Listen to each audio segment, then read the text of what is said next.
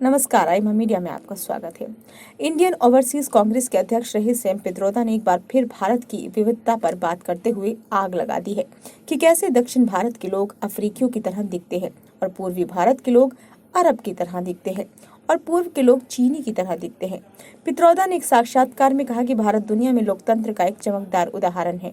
इस बारे में बात करते हुए पित्रोदा ने कहा कि देश के लोग 75 सालों से बहुत खुशहाल माहौल में रह रहे हैं, जहां लोग यहाँ वहाँ के कुछ झगड़ों को छोड़कर एक साथ रह सकते हैं।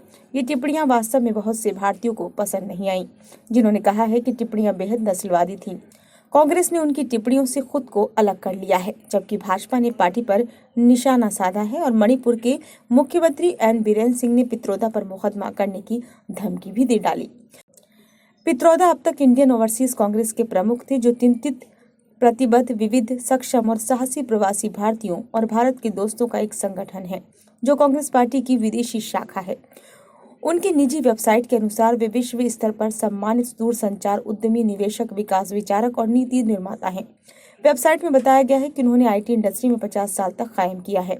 सैम पित्रोदा ने इंडियन ओवरसीज कांग्रेस के अध्यक्ष पद से बुधवार को इस्तीफा दे दिया। उनकी एक और टिप्पणी को लेकर बुधवार को बखेड़ा खड़ा हो गया। पित्रोदा ने कहा है कि पूर्व के लोग चीनी और दक्षिण भारतीय अफ्रीकी नागरिकों जैसे दिखते हैं। पित्रोदा की इस टिप्पणी से भारत में बखेड़ा खड़ा कर दिया गया। खुद प्रधानमंत्री मोदी ने सैम पित्रोदा के विवादित बयानों को गंभीरता से लेते हुए कांग्रेस की विभाजनकारी मानसिकता करार दिया। साथ ही तेलंगाना की पब्लिक से सवाल किया गया कि क्या तमिल संस्कृति व गौरव के लिए डीएमके अपने सहयोगी पार्टी से नाता तोड़ेगी।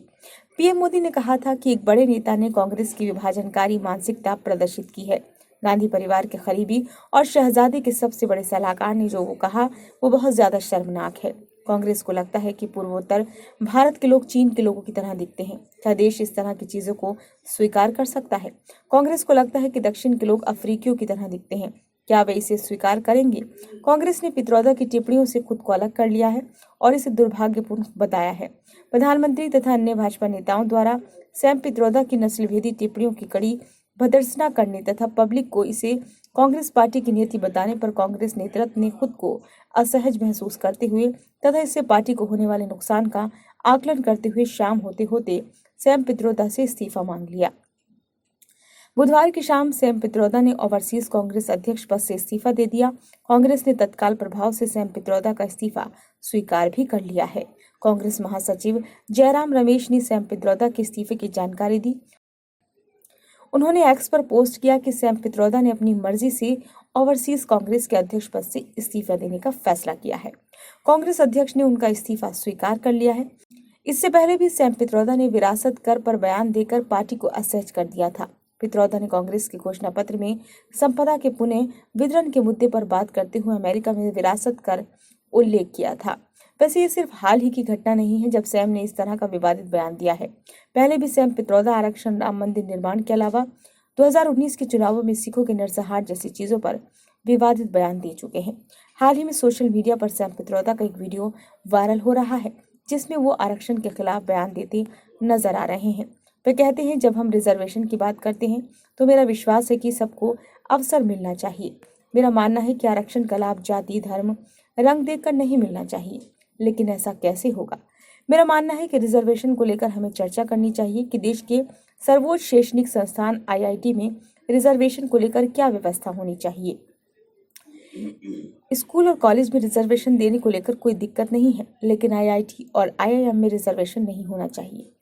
रिजर्वेशन से आईआईटी और आईआईएम बिगड़ेंगे। मेरा मानना है कि यहाँ प्रतिभा के आधार पर मौका मिलना चाहिए। वीडियो में उन्होंने कहा कि आईआईटी और आईआईएम में अवसर में समानता होनी चाहिए। यहीं से हम देश के लिए बेहतर टैलेंट देश को देते हैं। हमें उनकी प्रतिभा पर भरोसा करके समानता का व्यवहार करना चाहिए।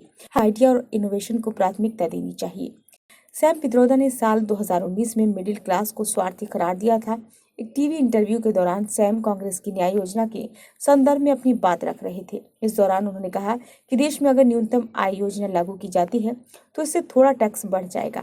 ऐसे में मिडिल क्लास को स्वार्थी नहीं होना चाहिए और उन्हें बड़ा दिल दिखाना चाहिए। इस बयान के बाद कांग्रेस पार्टी सख्ते में आ गई। पार्टी को सफाई देनी पड़ी कि अगर कांग्रेस सत्ता में आती है तो वो मध्य वर्ग पर कोई अतिरिक्त कर बोझ नहीं डालेगी। पूर्व वित्त मंत्री पी चिदम्बरम ने कहा था कि मिडिल क्लास में कोई वृद्धि नहीं होगी। 2019 में ही लोकसभा चुनावों के दौरान सिख दंगों पर एक बयान देकर पित्रोदा फंस गए। पित्रोदा से जब 1984 के सिख दंगों को लेकर सवाल पूछा गया था, सवाल के जवाब में उन्होंने कहा था कि हुआ तो हुआ। दरअसल भाजपा ने 1984 के सिख विरोधी दंगों के लिए राजीव गांधी को मास्टरमाइंड कहा था। इस पर पूर्व प्रधानमंत्री के करीबी सहयोगी रहे पित्रोदा ने 10 मई 2019 को कहा था, अब क्या है 1984 का, भाजपा ने 5 साल में क्या किया उसकी बात करें, 84 तो क्या हुआ, आपने क्या किया है। एक बार फिर से सैम पित्रोदा कांग्रेस को परेशानी में डाल गए। हालांकि कांग्रेस ने बीजेपी पर पित्रोदा के बयान को तोड़ मरोड़ कर पेश करने का आरोप लगाया था। बाद में सैम पित्रोदा को माफी मांगनी पड़ी।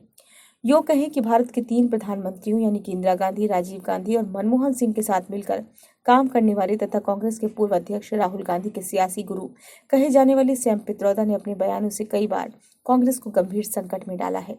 कांग्रेस यूं भी लंबे समय से अपने वजूद को बचाए रखने के लिए संघर्ष कर रही है। समझा जा सकता है कि ऐसे में उसके एक प्रमुख नेता और सियासी गुरु की ऐसी टिप्पणियां उसे और पीछे ले जाने में सहायक सिद्ध होंगी। ये वीडियो आपको कैसा लगा? यदि अच्छा लगा हो तो लाइक करें तथा कमेंट बॉक्स में अपने सुझाव दें।